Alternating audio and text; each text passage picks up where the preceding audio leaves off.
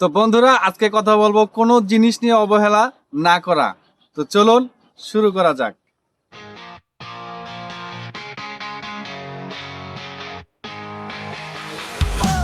তো বন্ধুরা, আপনারা সবাই জানেন আজকে কথা বলবো যে কোনো জিনিসকে নিয়ে অবহেলা না করা, সে হোক জীববস্তু সে হোক জড়বস্তু, কোনো জিনিসকে নিয়েই অবহেলা করা ঠিক না।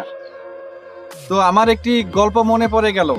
গল্পটা হচ্ছে এরকম: একটি ছেলে ধূমপান করবে, তার ধূমপানের নেশা উঠছে। তো তার পকেটে একটি সিগারেটের প্যাকেট আছে।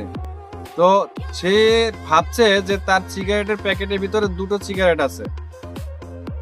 তারপরে ছেলেটি একটি গাছের সাথে হেলান দিয়ে সেই সিগারেটের প্যাকেটটি বের করলো। বের করার পরে প্যাকেট থেকে একটি সিগারেট বের করবে, এই অবস্থায় একটি সিগারেট পড়ে গেছে। যেই সিগারেটটা পুড়ে গেছে, ছেলেটি দেখছে পড়ে গেছে, কিন্তু ছেলেটি তুচ্ছ করলো যে ওটা পড়ে গেছে, যাক আমার কাছে আরো একটি আছে, এরকম একটা মনস্তাপ করলো।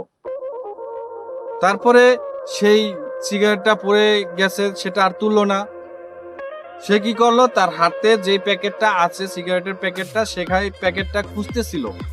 তো খুঁজতে খুঁজতে দেখে সে প্যাকেটের ভিতরে আর একটাও সিগারেট নেই। তারপরে ছেলেটি সেই সিগারেটটা তুলতে যাবে, এমন তো অবস্থায় একটি মোটর সাইকেল গেল তার সামন দিয়ে। এ যাত্রায় সে ওই সিগারেটটা তুলতে পারলো না। যাক, মোটর সাইকেল চলে গেছে। তারপরে আবার তুলতে যাচ্ছিল, হঠাৎ করে সেই সিগারেটের উপর দিয়ে একটি প্রাইভেট কার চলে গেল। তো সিগারেটের উপর দিয়ে যখন প্রাইভেট কারটা চলে গেল, তখন সিগারেটটা অর্ধেক হয়ে গেল। তো ছেলেটি ভাবছে, তাহলে আমি আপাতত অর্ধেক সিগারেটটা খেয়ে আপাতত আমার নেশাটাকে নিবারণ করব।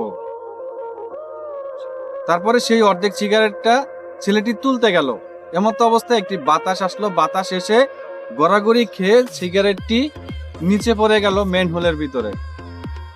মেন হোলের ভিতরে যাওয়ার পরে ছেলেটি আর সিগারেট খেতে পারলো না।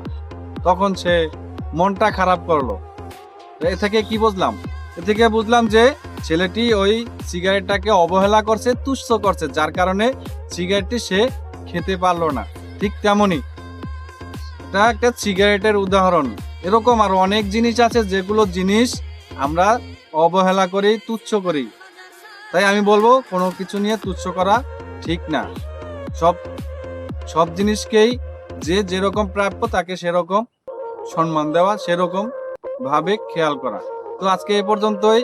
আর এমন ভিডিও যদি আরো পেতে চান, তাহলে আমার আইডিটাকে ফলো দিয়ে পাশে থাকবেন। তো আজকে এই পর্যন্তই। আল্লাহ হাফেজ।